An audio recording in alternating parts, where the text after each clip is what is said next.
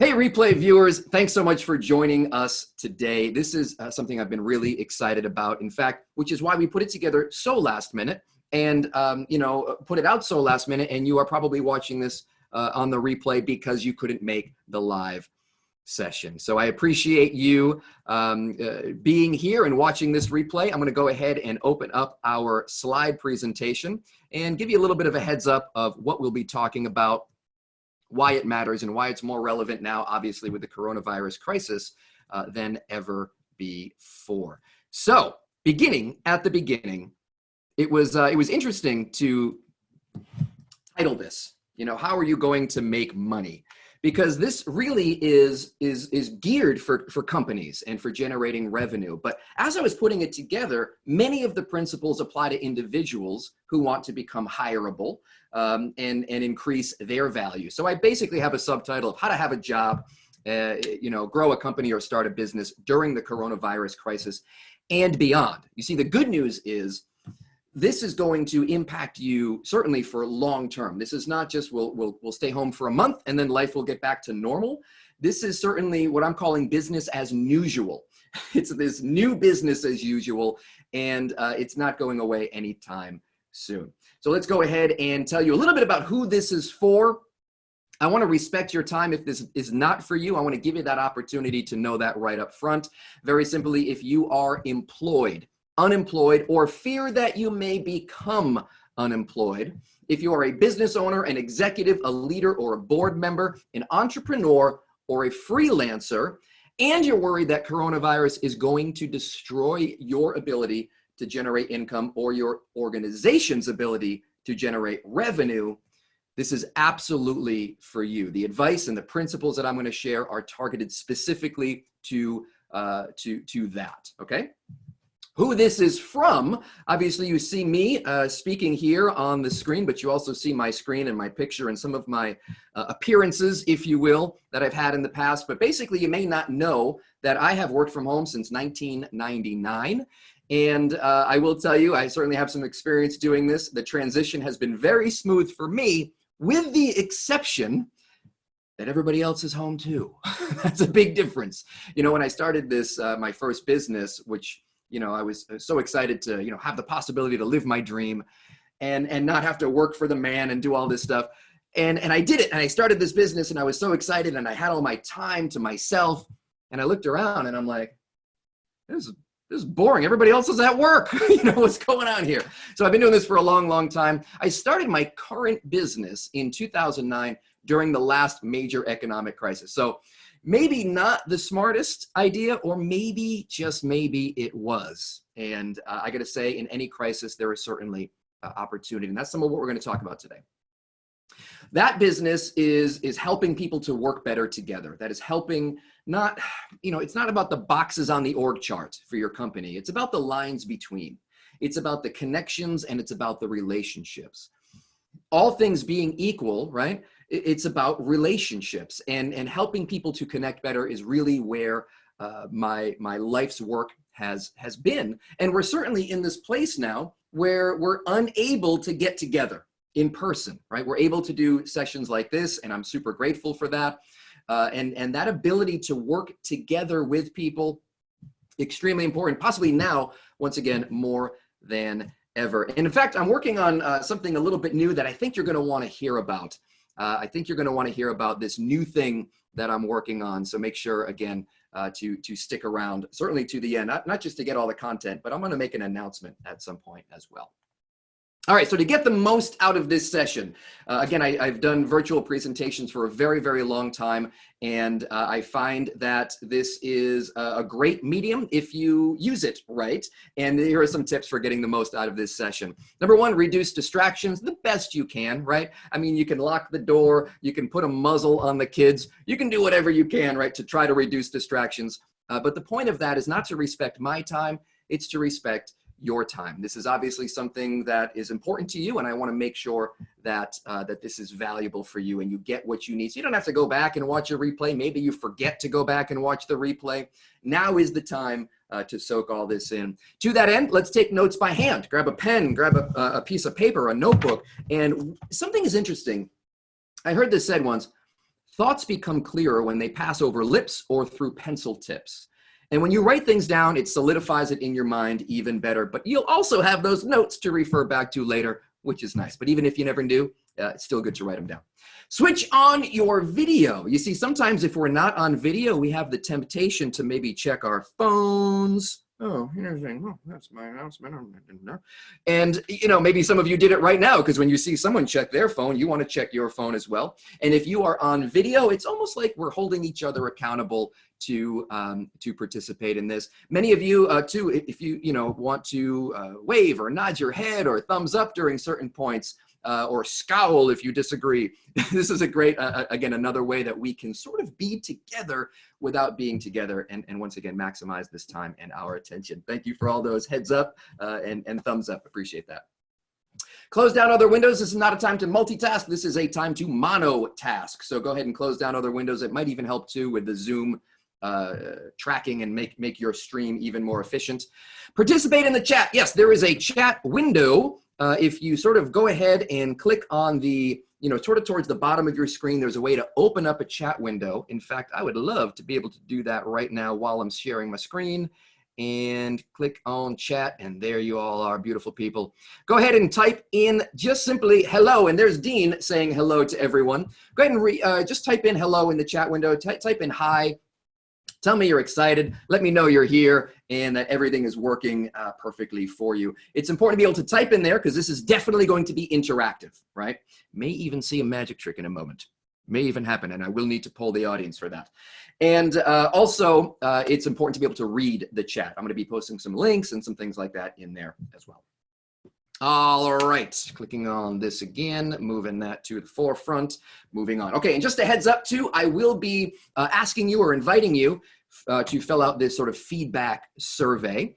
And that will be for the end. I'm gonna post the link now. Don't get so excited though and start filling it out now. I mean, I know you have high hopes, but that is the survey right there. Go ahead and click on that. Just make sure it works. Give me a thumbs up, give me a yes to let me know that that link is working for you. Keep that open off to the side, and then I'll be referencing it throughout, and then at the end, obviously, fill it out. Oh, and by the way, if you need the correct answers for the evaluation form, if you need the proper exact right answers, I have those for you on a cheat sheet up here. And no, just kidding. Obviously, I do want your feedback, and I do appreciate your feedback, and I do hope to earn top marks with today's presentation. So that is the housekeeping. That is what we will be doing. That is what you can expect. Those are the challenges we'll be solving and addressing, and that is the method in which we will be doing it. So let me go ahead and advance the slide. I have a warning for you though, as well as a heads up, and that warning is that there is some optimism ahead. I say it's a warning because I don't want anybody to think that I'm treating this without respect. This coronavirus situation is serious. People are dying. Businesses are shutting their doors. The economy is taking a massive hit. There are going to be secondary effects, right? People dying because of not just the sickness, but the results of the sickness for all kinds of reasons. This is very, very serious, and I'm not treating it with a lack of respect. When I say there's optimism here, what I mean is, and again, we're talking about money in such a serious situation. I just want you to know where my heart is, because I do believe that in every situation and in every crisis, there certainly is opportunity, and plenty of people are focusing on the negative, and this many people died, and this is the terrible stuff that's going to happen, and this is what you need to worry about. I just want to take a moment to shine a light on some of the positive, but also some of the things that you can do proactively to address this coronavirus situation. One more thing too, I want to give you a heads up too. We'll expect about 40 to 45 minutes, right, of sort of the content portion of the presentation, if you need to. Juliana says the link is not working, it's working for most, so I'm going to go ahead and maybe just cross my fingers and hope. Yeah, try copying and pasting the link instead of clicking the link, says Dean. Thank you again for helping moderate the window. So that is what is ahead, some optimism, and you can also maybe even expect a card trick.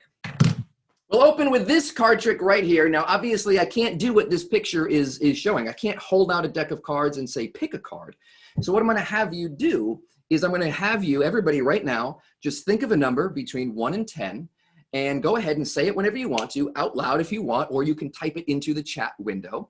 Whatever way you want to do it, and then we'll kind of look for some patterns. We'll look for some numbers here that seem to be pretty common, and I don't want anybody to think that I'm choosing one person who I've set this up with in advance. The other thing I want you to know is that this deck will not leave your sight. We got 7, 4, 4, 10, 6, 8, 3, 3, 2, 3. Oh gosh, this is going to be a tight race between 7 and 3. So narrow it down, 7 or 3. Pick one in your mind, 7 or 3. Go for it.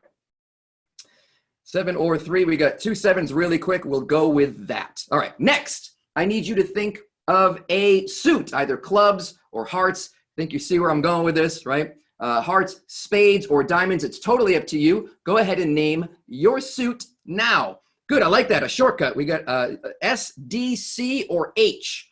Heart, club, hearts, hearts. Ooh, we got a bunch of hearts. Diamonds, D, H. Spade, diamonds, diamonds. Ooh, this is a tough one for me. I'm going to say let's narrow it down to 1 heart and 1 spade, one of each color. Heart or spade, go for it. Heart or spade, narrow it down. Heart or spade. And the same situation happened. Heart, heart, spade, heart, heart, heart, heart, heart. Okay, we'll go hearts. Now we said, I forgot what it was. 7 of hearts, yes? 7 of hearts, fantastic. Now how weird would it be if there was a 7 of hearts inside this box right now? Not very impressive, but you don't know if I'm playing with a full deck, right? It could be anything in here. In fact, let me show you what is in here. 1 card, 1 chance, 1 time. There are 52 cards here. I am playing with a full deck. But the thing that's different about one of them is that it seems to be reversed in the deck. Now, once again, I don't want you to leave your sight here. But there's 1 card that was reversed in the deck, happened to be the one that you as a group selected, the 7 of hearts. And Deborah says, wow, and claps her hands, and the crowd goes wild, and I can't hear the applause, but I can see it, and I appreciate it. And let's go ahead and move on, right? I had to do a magic trick. I had to sort of experiment with this virtual format, and but it also illustrates a point, and this is really, really important. It comes from a guy, this quote that I'm going to share with you comes from a guy that we're going to hear from a little bit later. His name is John Elkington. I want you to think about how I might have done that trick, right? I want you to think about how I might have done that. Maybe I had 52 boxes of cards laying around, and I quickly switched the cards where you couldn't see it somehow. Possible, but not very likely, right? It's also possible that maybe I just predicted the future and knew that you were going to pick the 7 of hearts. Possible, not very likely, okay? But it's also possible that through my words or my actions, maybe I influenced some of your choices. Maybe I led you sort of down this garden path towards the 7 of hearts. Possible. Not very likely, right?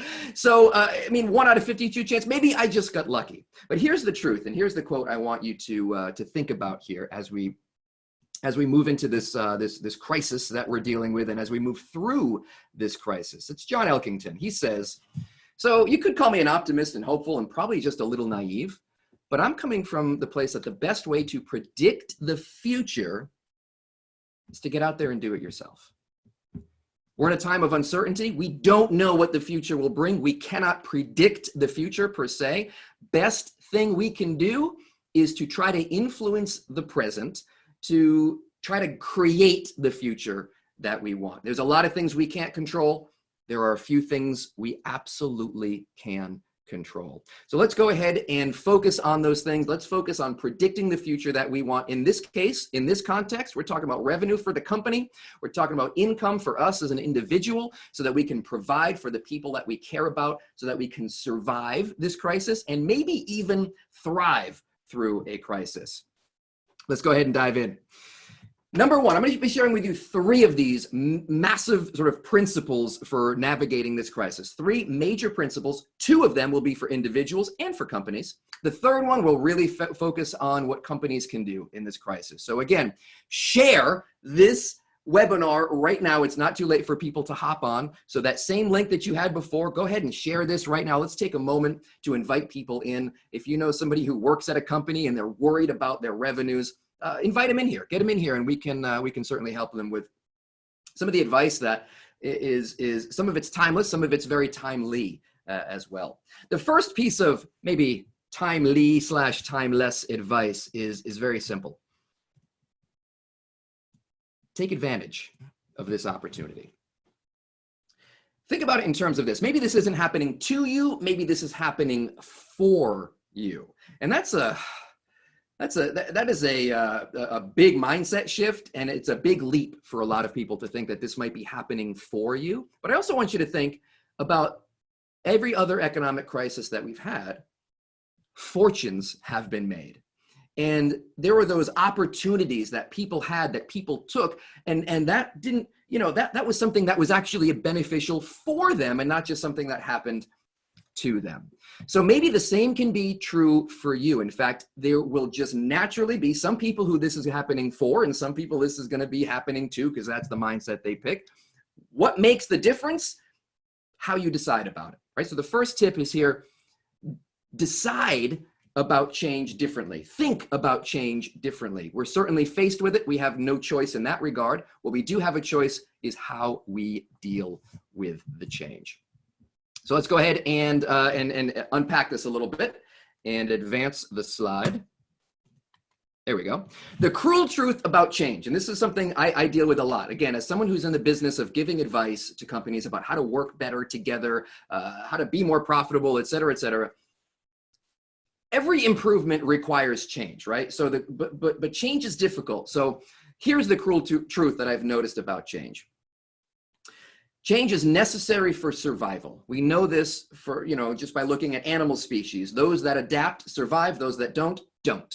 So change is necessary for survival, but change is hard, right? It's difficult, especially when that change involves getting other stubborn people on board, right? So if you're part of a team or part of a group and you know that this is the direction you need to go and people are dragging their feet and, you're struggling to get them to move with you, change is hard, can drive you crazy. Change will keep you relevant, right? Change will keep you relevant as a company, but also as an individual. People are always attracted to that new and that shiny, right? And if you want to be relevant and sort of kind of keep with the trends, if you will, trends change, things move, markets shift, industries in some cases collapse, all kinds of things are going on. Change will keep you relevant. That's really, really important. But change is hard. Change is hard. Here's something: no change, no gain. Part of growth, an inherent part of growth, is change. But if you can't change, you can't grow. I mean, there's no way around that truth. But change is really, really hard. And I'm going to explain exactly why change is so hard and why so many people are going really slowly right now when they should be moving quickly, and how you can understand that so you can shift and pivot rather than panic, as John Acuff says. Pivot, don't panic. I love that. Here we go. Change requires effort. We know that. And your brain likes to conserve energy. Your brain is about 3 pounds, but it uses about 20% of your body's energy. Anytime you can save energy, right, your body loves that. So anything that is effortless, we tend to prefer things that are easy over things that are hard. So that is, our brain is wired that way. Change is for the future. Staying the same is for the present. Guess which one your brain cares more about right now, right? Now is such an urgent and pressing thing that the later gets clouded. So sometimes that's a challenge. Fear of change is a hardwired survival skill. Think about this. Everybody take a deep breath with me. And then exhale. All right. You are breathing. You are alive. You did it. You survived, right? You are a survivor. Everything that you did and everything that you are right now has worked. Any change is literally, to your brain, a potential threat to that survival. Any change might stop that breathing, might stop that heartbeat, might stop your success, might stop your very survival. So this is a hardwired survival skill to avoid change. That is what you are up against. Here's what Chris Voss says: your survival strategies will undermine your success strategies. Your survival strategies will undermine your success strategies. I can't agree more. This is not a time to constrict, to contract, to watch, and to wait. Those are survival strategies. The success strategies will be undermined when you do those things. So This is a bit of a cautionary tale, but it's also hope that we can just shift a mindset and move forward. Here's the only time humans change. Write this down. The only time humans change, the only time the brain will get on board and say, all right, let's make this change and let's make it stick. So if you have people who you are responsible for changing, you must know this fact, okay? That could be a parent, that could be a teacher, that could be a leader in an organization who needs to move people forward. That all requires change. You're responsible not just for your own, but for other people's change. Write this down somewhere in your mind on a piece of paper. Write it where you will never forget it. The only times humans change is when the pain of staying the same gets worse than the pain of change. The pain of staying the same must get worse than the pain of change. That's the smoker who finally says, you know what, I'm sick of it. I'm sick of waking up every morning and hacking my lungs out. I'm sick of running out of breath, walking up the stairs. I'm sick of wasting all my money on cigarettes. I am just sick of it. The pain of staying the same finally got worse than the pain of quitting and the pain of withdrawals and the pain of change. So what's the lesson here? What's the lesson here? Coronavirus is a lot of pain. This crisis is creating a lot of pain. This is putting a roadblock and forcing us to take a turn in some direction or stop and just sit there and wait, right? Which is a terrible strategy. We're talking about revenue here. Watch and wait is very, very rarely the revenue generation strategy of choice. So we are faced with this thing that is creating lots of pain and therefore creating lots of change. Hey, new world, new you, right? This is a perfect opportunity. You could try something new and different, and you know, everybody's in flex mode. Everybody's trying something new and different. There's freedom to fail. There's freedom to move forward. Listen, this coronavirus is creating a situation not where it's we have to change, it's we get to change. This is a perfect opportunity to flex, to pivot, to move, and to try those new things that maybe we've been struggling to try. Maybe this is an opportunity to get other people on board with a change that we've been excited about that, you know, maybe they haven't been so excited about and they haven't had that pain to move forward and to change. So new world, new you. It's not that we have to change, it's that we get to change. This is a curve right here. It's the law of diffusion of innovations.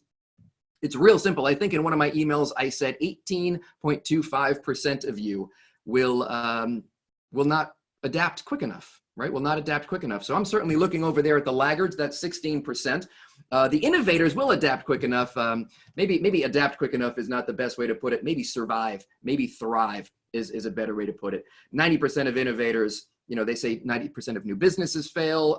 You know, people who sort of take those high risks, you know, not a lot of quantity of them sort of make it. So I kind of said, you know, 90% of that plus the 16%, that's about 18.25% roughly.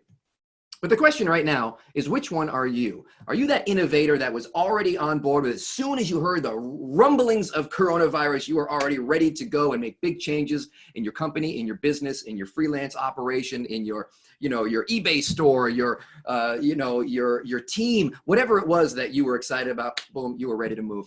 Or are you more of an early adopter where you started seeing some people go and then you're like, hey, maybe this is time to move? Or are you in that early majority, which I think right now we're in that early majority still. We're not late majority. I mean, we're still kind of in this crisis and there's still that opportunity right now to fall in that early majority. But how do you feel where do you feel you line up? Are you that red, that tan, that sky blue, that navy blue, or maybe kind of the orange section where you feel like, you know what, so close to retirement, let's just kind of wait this out. You know, whatever it is, where do you feel you fit personally on a regular sort of risk tolerance level? Where do you typically fall? Right now, everybody's kind of in that 34%, that sky blue, that early majority. That's kind of where we are timeline-wise. But where do you feel like you fall? We got some early majority. We got early adopters. And this could be, certainly for technology, you're the first one to get the newest gadget, or you like to maybe wait around a little bit and see how it works, get the reviews in, the consumer reports. Early adopters, definitely early adopters. With the COVID, more of a laggard. Late majority, all of the above. Okay, depending on the situation. Fantastic. So, just a question to really think about. Think about, what is your regular, ordinary risk tolerance? And does that put you in a particularly good position? Does it put you in a dangerous position? My recommendation for something like this, where it's so, the world came to a screeching halt, there is massive change very quickly. We want to be sort of towards the left side of the screen as best we can. Maybe not all the way to the left if you have, low risk tolerance. But again, early majority. And what does it mean? What does it mean? What do we do? We know we have to pivot. But where do we pivot to? What do we do next? What's going to be effective? What's going to be a waste of time? All right. Once again, this is another great opportunity to share, because we're moving into the second section. The first section, we talked a lot of high level stuff. Change is important. Change will make you survive, this and that. We're going to get really practical now. We're going to get really nuts and bolts, nitty gritty, ground level. What is it that you can do to make yourself more hireable as an individual, to make your company more valuable, right? To be more desirable to do business with. What are those things that you can specifically do? I'm going to give you 4 of them. And great time, once again, great time to go ahead and share this webinar. All right. Also, if you're just jumping in, I have a little evaluation form over there. Here we go. Quick question for everyone. If you would organize a challenge to save the world, I almost said shave the world. That's a weird challenge. From coronavirus, how would you name it? How would you name it? Interesting question for the chat room. Keep in mind, that's the multitasking we're doing. We have the chat window open. We're kind of reading. We got the comments going. We also got the presentation going. All right, so I've given you time to share there and chat a little bit. I've posted the survey evaluation form once again to kind of keep open in a side window. Let's take a look at number 2. Invest in yourself. Invest in yourself. This is definitely not a time to wait for your company to send you to another training. This is definitely not the time to look around and see what everybody else recommends that you invest in. This is definitely a time to invest in yourself. And I'm going to get more specific, but whether you're an individual or a company, you want to invest in yourself to the point that it makes someone else want to invest in you. We're talking about earning money. We're talking about what are we going to do during this crisis and beyond. We're talking about what happens when we lose our jobs.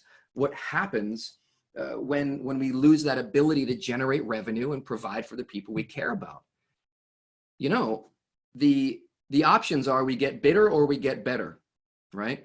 The options are, well, man, that really stinks that happened to me. I'm going to cry about it. Or what can I do to sort of improve myself, to make myself more hireable, to make my business, my freelance company, my freelance business, out there more? How can I invest in myself? So here are the 4 things that you want to invest in. They all begin with C. So I say, this is how you foresee your future. This is how you foresee the future, by investing in these 4 things. Okay, here we go. First thing, your competencies. Your competencies. Now, I know this sounds self-serving because I write books about competencies and skills, right? And I teach people skills as a speaker, as a trainer, as an author. But listen, skills to pay the bills, right? Have you heard that saying? You got the skills to pay the bills. We live in an age right now where artificial intelligence is coming in. We're dealing with a lot of competition from, certainly outsourcing, all kinds of issues. What are the skills that you need to develop that you don't currently have? This is hard. I'm gonna make this really clear right now. I want everybody right now to type in the chat box, and I want you to think about this before you type anything. Type in the chat box something that you are wrong about, something that you believe in your heart of hearts, but you're wrong about it. Go ahead and do that. Type something you're wrong about. Now, while you're doing that, I reached down and picked up the log splitting axe here that I mentioned in one of the emails. Just got this thing from Amazon. I got this tree that fell down in my backyard, been chopping it up with a chainsaw. And, you know, boy, oh boy, this thing can cut right through some serious, big, thick logs. Just one boom. I'm chopping through it deep into the ground. I have to pull it out of the ground. This thing is amazing. And as I was doing it, I was thinking about what Abraham Lincoln said, right? Abraham Lincoln, log splitter himself from way back. And he said, if I had 6 hours to cut down a tree, I would spend 4 of those hours sharpening my axe. Listen, we've got time right now. We've got time home. This is a new schedule. Maybe it gives many of us more time. For me, it's far less time, but that's okay. You have more time. You're not working so much in your business. You can work on your business, right? So in the chat window, we've got some people saying that I am corn and beans eaten together make a perfect protein. Thinks he's wrong about that. Well, if you know that you're wrong about it, then why do you still believe it? The corn and beans. Oh, I already read that. If I'm good to others, others will be good to me. And you know, that's the sort of golden rule right there. Do unto others as you would have them do unto you. I prefer the platinum rule, which is really the original intention, I think, of the golden rule. Do unto others as they want to be done unto, right? It's not about you at all. It's really about them. I can't move faster without doing a bad job. Interesting. I know my daughter would be born on her due date, and she was, but I didn't really know it. So the idea to state a fact that you know you're wrong about and to believe it while you know you're wrong about it is that sort of contradiction in terms. The same goes for skills. We don't know the skills that we don't have. Sometimes we do. Sometimes it's glaringly obvious to us. Sometimes it's glaringly obvious to the people around us, right? I teach influence a lot, often to salespeople, but primarily to leaders. We talk a lot about influence and moving people to action. It is glaringly obvious if you're a person who has low influence to other people. Glaringly obvious. Maybe not to you, but definitely to other people. Let me ask you this. You ever get home, get home, you are home. You ever end a day just exhausted, like, oh, what a day, what a day. I am exhausted, you know, and you crash on that couch or that chair and you're just like, oh my gosh, I can't believe it's only 2 p.m. This is crazy. You know, I crack open a nice Diet Pepsi or whatever that was in your mind. That is a sign, that is a symptom, that is a clue that maybe your skills aren't where they need to be. Here's what I've learned. Here's what I know. Skills up, stress down. Skills up, stress down. When this baby is sharp, less effort, brand new, sharp, the perfect wedge, boom, right tool for the right job, right? The right skill, the sharpened skill, stress goes down. If you're high stress, with everything that's going on, with all these changes, maybe it's a perfect time to invest in those competencies. What are the new and the relevant skills you can develop? I have some thoughts on in the next section about exactly what those relevant skills are going to be. So we'll talk more about that. The next C is connections. What relationships can you make deposits into? One of the things I taught recently was something called the to-who list. It's not a to-do list, it's a to-who list. Every time you write your to-do list or whatever kind of productivity process you have, right next to it, write down your to-who list. Who are you going to reach out to? Who are you going to connect with? Who are you going to email? Who are you going to call? Who are you going to chat with? Who is it that you can make a deposit into that relationship for no reason at all, right? This is not what prospects can I reach out to and try to sell more product to. This is simply for the sake of the relationship. Who can you connect with? Guess what? People are sitting around. They're sitting around. They have plenty of time to connect with you, and for no reason at all. I mean, I remember watching a video of Ellen just sitting on her couch and for no reason at all, just calling all these celebrities and having like 3-second conversations, and just, you know, for no reason. Nothing bad can come from making deposits into a relationship.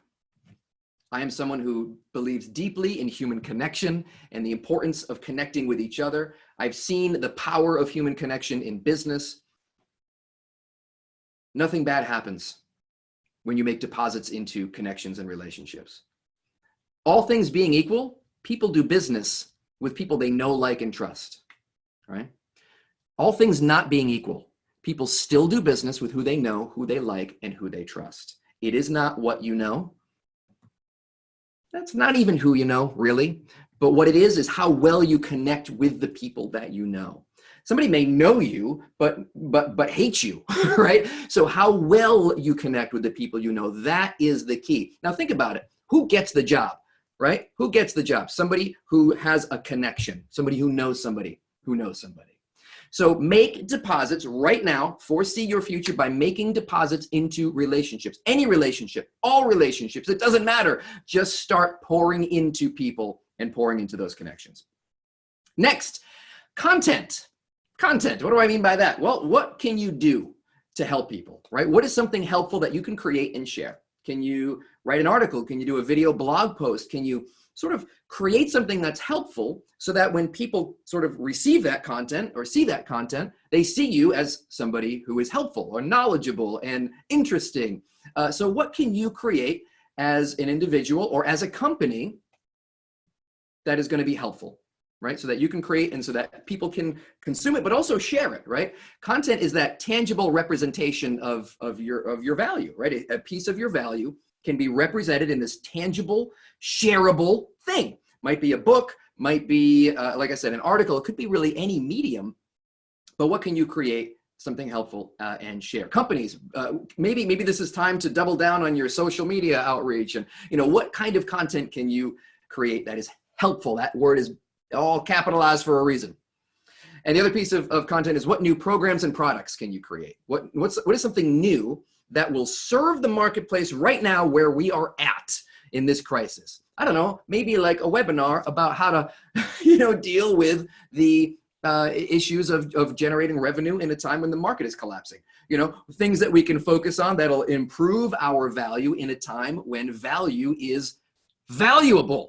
Okay. Maybe something like that. What other programs, products, services can you offer? Once again, look right above that line. It says helpful. What is something that you can create that is helpful for other people? That's the third C. And then finally, the fourth C is character.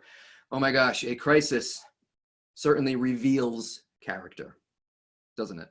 A crisis reveals character. But a crisis can also build character. So what values do you want to be a living example of through all this and moving forward? Maybe this is a time when you have some quiet time, some reflection time. You're not busy, go all the time. And you can work on those things that are just, working on you and developing you. And I know this sounds airy-fairy, but I promise you, moving forward, the single most valuable thing, it's not even a thing, will be trust. Will be trust. We don't know who to trust. Character is, you can smell it on someone. You know what I mean? You can just sort of, that person is trustworthy. And I got to say, taking time to develop your character, you will never regret it. You will never regret it. So of these four things in the chat window right now, which one can you commit to? I'll go back to that screen in a second. Which one do you feel like this week you can take some action toward? You can publicly commit to, is it a skill that you want to start, developing more and working more on? Is it, a competency, a connection? Is it content or is it character? Which one, if you had to pick one, this week, can you immediately start working on it? And for extra credit, how are you going to do that? How are you going to work on these connections? What is it that you're going to do? Content and connections, character. As part of your takeaway here, put that in a calendar somewhere. Write down something specific that you can do this week to make deposits into one of these four things. Make it a concerted effort to work all four of these into your life in the coming weeks.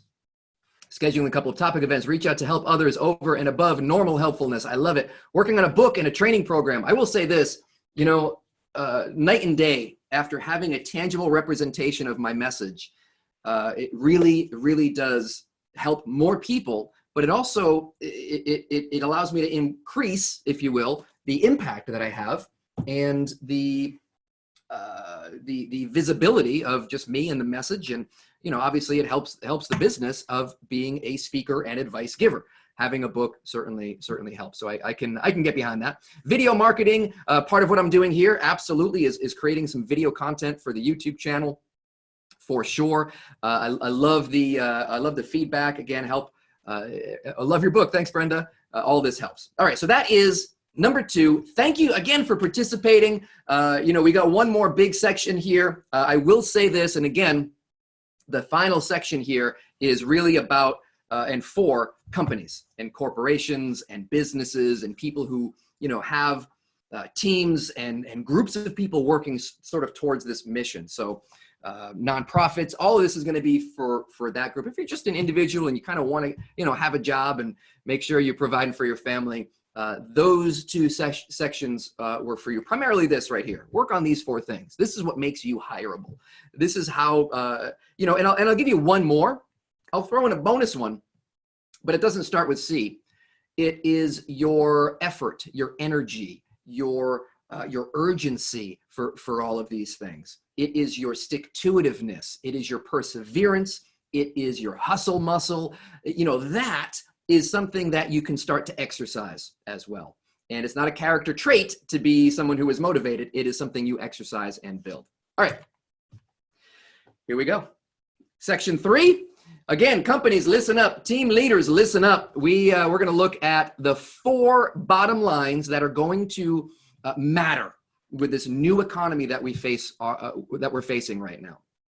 This has been coming for a long time. This has been coming for a long time. The coronavirus didn't create this. The coronavirus gave us a push. Remember I said earlier, it's not that we have to change, it's that we get to change.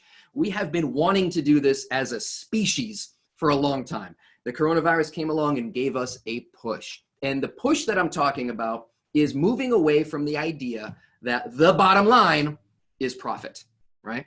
Profit is important to a company. It's the reason businesses exist. If you think about it in many, simplest terms, is to earn a profit. The sole focus on profit has gotten us into a lot of trouble. We've seen all kinds of things go awry when people have that laser tunnel vision focus on how do I move the numbers up for this quarter. We get very short, and I don't mean just like, oh, people end up in jail and people make bad decisions and people get hurt and, Enron and blah, blah, blah. No. What I mean is people have this short-term focus, this very near-sightedness.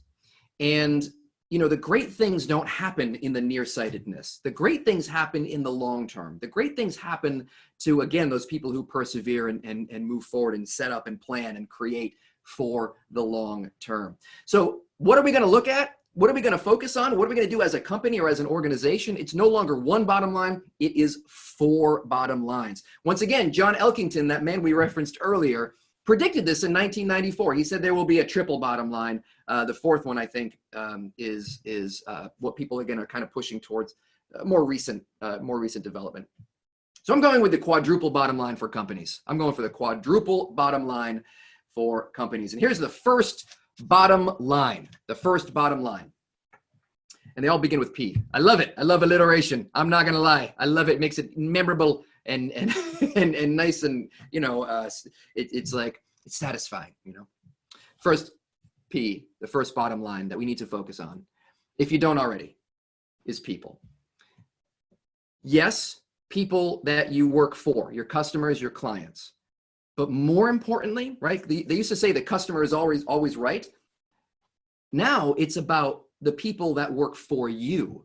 That is the person you need to prioritize over even customers, okay?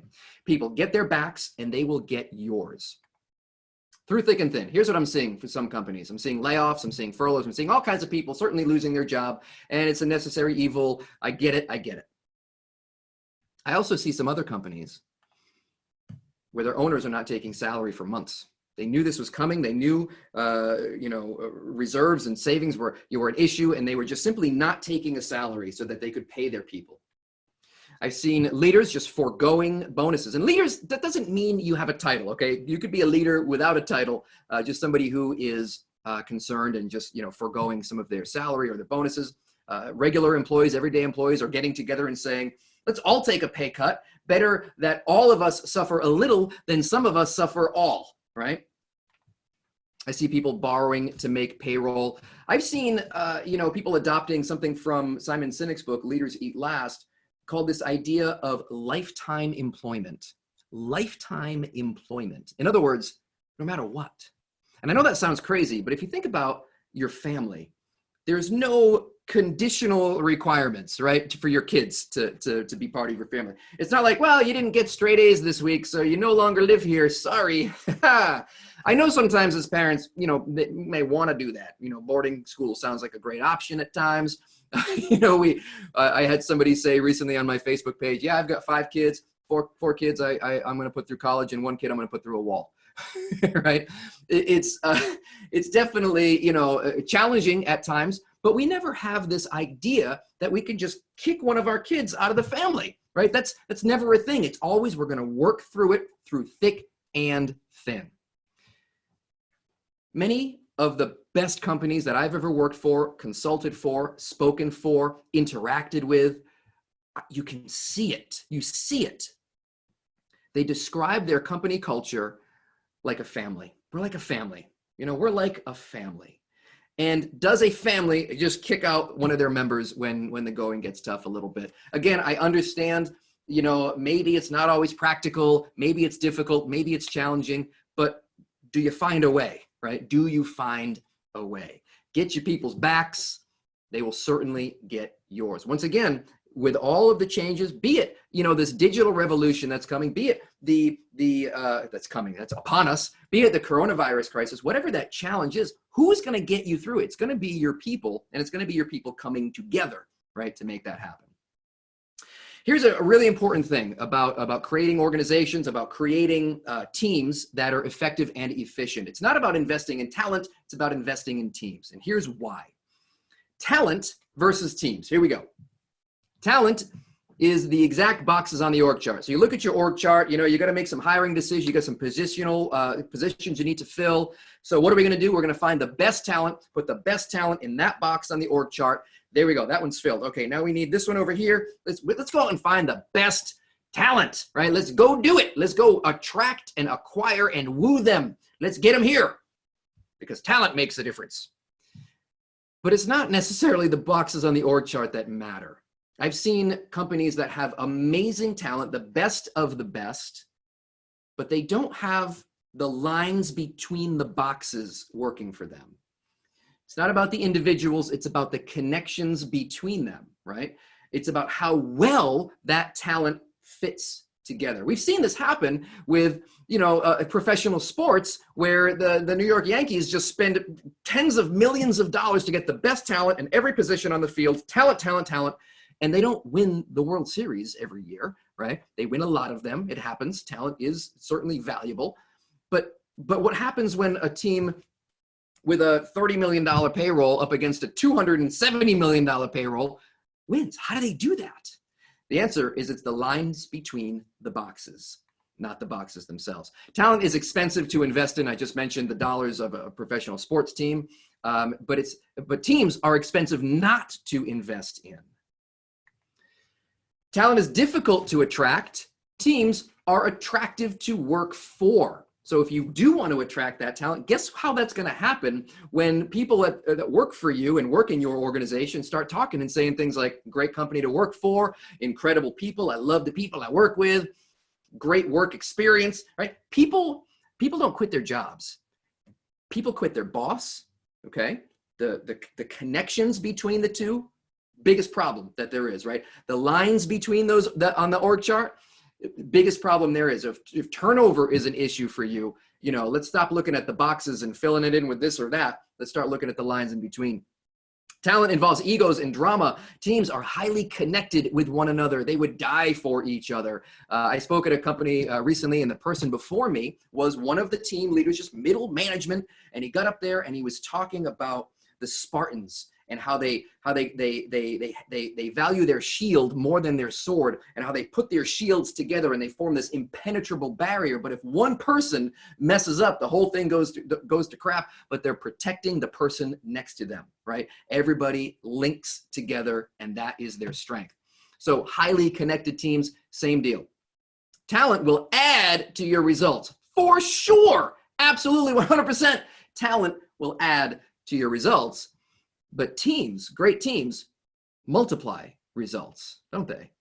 And man, oh man, does this go both ways. I have talked a little bit about some of the successful organizations and successful teams that I've worked for. I've seen a lot of what not to do as well. Certainly not going to name any names, but my gosh, when there is that toxic work environment, that team that is just not there, then you could take the best talent in the world, put it in there, and man, it's like everybody falls to that lowest common denominator. Wherever the level the team is at, that's where everybody kind of falls to. So it goes both ways. It either multiplies positive, but it also multiplies the negative. And that's how math works. Take a positive number, multiply it by a negative number, you're in the hole. That is not a good place to be. Here is a Clydesdale horse. They are known for being super strong workhorses, stallions, right? These are valuable horses for their strength. In fact, a Clydesdale horse like this can drag across the ground about a ton, about 2,000 pounds. They can just pull with their muscles. It's crazy. And that's impressive. That is impressive talent right there. Anybody know how many pounds 2 Clydesdale horses can pull? If they're properly hitched together, right? 2 Clydesdale horses. So if one horse can pull 1 ton, how many tons can 2 horses pull? We have, what is that? Divided by 2,000, 3 tons roughly. Nathan, good to see you, man. Here's an example of a great team right there, great team leader right there, Nathan McLaughlin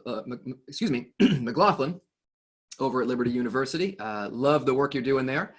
Anybody else? Any guesses? I don't want to put anybody on the spot here. I don't want to embarrass anybody, but I'll tell you, 1 ton plus 1 ton is addition. You probably know it's not 2 tons, okay? But it's almost a mystery how this works. It's almost like confusing to scientists. Daniel has it exactly right. It is 11 tons. Here are 2 horses right now pulling. In this case, it is 9 tons, but the record is 11 tons. I can't explain it. That's not even multiplication math. That is exponential, right? That is incredible. The results that you can get when, once again, they're hitched together properly. I know I'm biased. I know I've been teaching the magic of human connection and the importance of that and the power of that for a very long time. I have seen it over and over and over again. Let's say you want to focus on the bottom line, right? You want to focus on the bottom line, on the profit. Focus on people, not just the individuals, but the spaces between them, how they operate, how they not just communication strategies. No, not like, oh, everybody do a trust fall. Here we go. It's time for a trust fall. Then our teams will be great. Let's all go to an escape room. Doesn't it feel like we're all in one giant escape room right now? Doesn't it kind of feel like we're all kind of just in this little lockdown escape room? Those are not the answer, right? The answer is to create those highly connected teams, and it starts at the top, right? As the old Turkish saying goes, the fish starts stinking at the head. So if you are stressed out at the end of the day, you're a team leader, and you're looking around at your team, and you're saying, this person's a problem, this person's a problem, this person's a problem, it's driving me crazy. Is it possible, just saying, that maybe you have somehow, on purpose or by accident, trained them to be that way because the fish starts stinking at the head? Is it possible that maybe there's something that you're doing, right, that you don't mean to, that is creating these results? And it's not your fault. I don't mean to, again, blame anybody here. Blaming is something we do to ourselves, right? Don't we do that? Like, that's called personal accountability. We don't throw blame, we hog blame. I don't want to be a blame thrower here. But you ever end up in that situation where you just, you're feeling like, oh, it's everybody else and they're driving me crazy. But again, like I said, it's not your fault. You were never trained how to do this. Many people got their leadership position simply because you are good at your job. You're good at pulling weight, right? You're good at pulling weight. You're good at doing this task over here. This is your job, and you do a great job. You do such a great job that somebody comes along and taps you on the shoulder and gives you a promotion. They're like, hey, you're really good at doing that thing. Yeah, why don't you go over there now and do this completely different thing, right? Let's go over here. Okay, this is great. Yeah, actually, you know what? Bring that task too, because you're still going to be responsible for that job. You're like, oh, okay. You bring that over there and you're doing your task and you're working on your stuff. And then you suddenly have all these people that you have to inspire and lead and grow and motivate and move forward and inspire to change and influence towards change and create an environment where they can be more than the sum of their parts. And you got this job because you're a task person, not a people person, right? So there's definitely an inherent challenge in that. So that's some of the challenges. That's some of the issues that leaders face when working with teams and trying to build teams. And that's why I'm excited to introduce this new program that I will be offering starting next week, right? Starting next week, I'm going to be doing a deep dive program where we talk about how to build those cohesive teams. Very simply, it's called The Future of Working Together, 7 Non-Obvious Traits of Teams That Will Succeed. I'm not going to go ahead and talk a lot about that right now. I know this is not something that everybody in the room will be interested in or will make sense for. But if you are responsible for leading a team, if you are judged on not only your results, but the results of other people, right? If you are paid or not paid based on the results that other people get, then you definitely want to check this out. Here's what I did. I posted a link to the evaluation form. If you scroll down, let me go ahead and see if I can pull up that evaluation form here. I might even have it. Let's try the internets. Nope. There is a button. I'll just describe it. I'll just describe it because this is pretty simple stuff. Can you all still see my screen? Hopefully you can still see my screen. It says screen share, but I started another one. Yes, okay, good. So there is a, which topics do you want to learn more about from Tim David? There is a box that says the future of working together. Tick that box. And when you submit the evaluation form, you'll be taken to a web page that describes it. There's a place to register for this program. We're doing 7 weeks of training, 7 weeks of trainings for leaders. And one week, one trait. 1 week, one trait. I'll teach you not only what the trait is, obviously, but how to incorporate it and integrate it into your team. These are the non-obvious things. It's not about like, oh, they need to communicate better, right? That's the obvious stuff. We're going to go into the real dial turns, like how do you make them communicate better? Well, you do this thing over here, and suddenly, like magic, they're communicating and connecting better.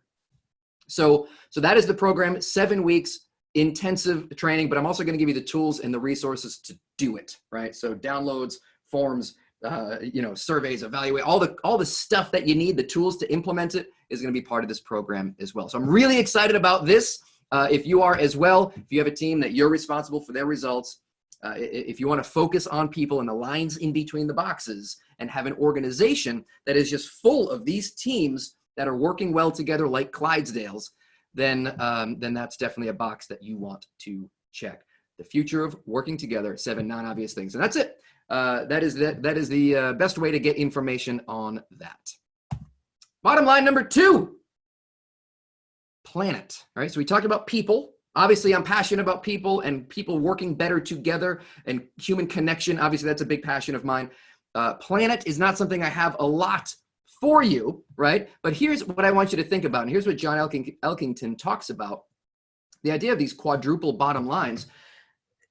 If you focus on people, the profit shows up. If you focus on the planet, the profit shows up, right? We see how you're treating our mother, says your marketplace. We see how you're treating our mother, and depending how you treat my mom, I don't know, is going to be a big determiner of whether or not I like you.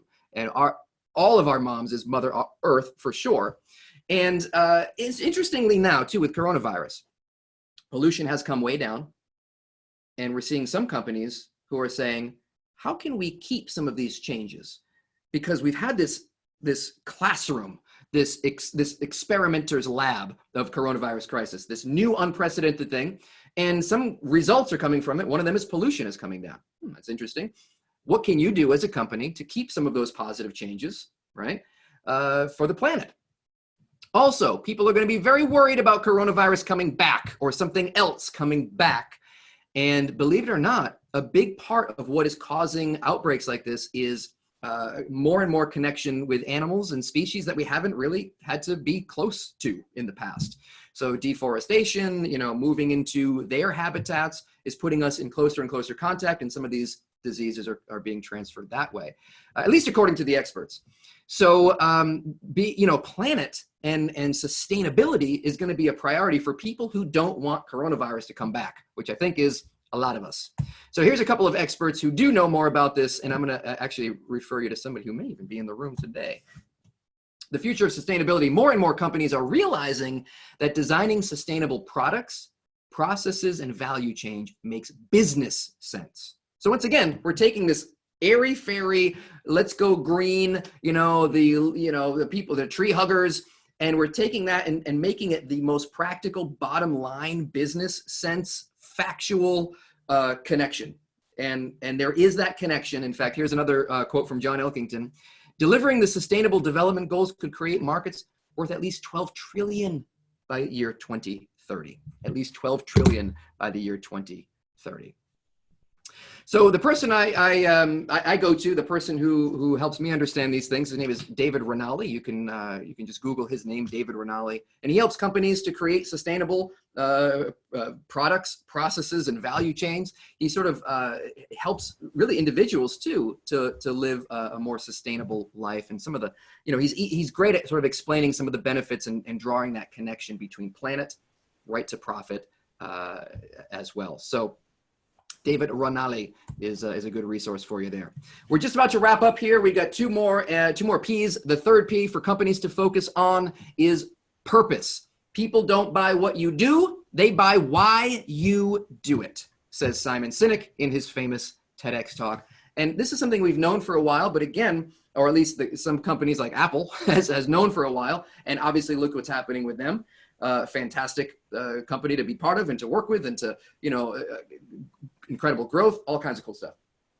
It's up and down, but they're a powerhouse. So they focus on not what they do, but they focus on why they do it. They bring purpose into their products and into their processes. So why is this relevant right now? Why is this important right now? I grew up with not Simon Sinek, but this guy right here, Fred Rogers, Mr. Rogers' Neighborhood. And he says, his famous quote is, when I was a boy and I would see scary things in the news, my mother would say to me, look for the helpers. You will always find people who are helping. Now, what do you think people are doing right now? Scary time, we're looking at the news, and we're noticing who are the helpers and who are not.